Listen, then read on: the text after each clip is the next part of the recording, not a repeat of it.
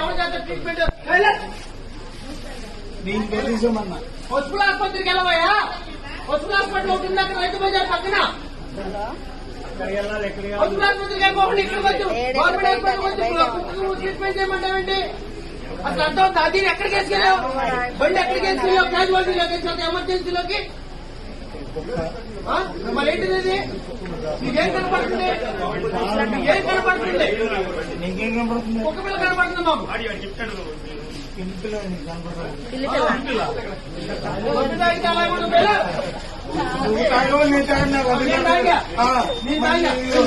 పిల్లి పిల్ల కొద్ది పిల్ల నువ్వు తాగేవో నేను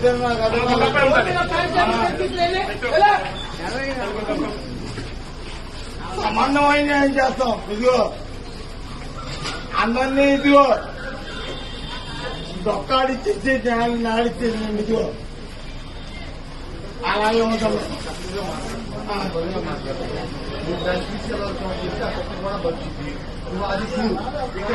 అరే బాబు ఇది కుక్క కదా, పిల్లి రాదు.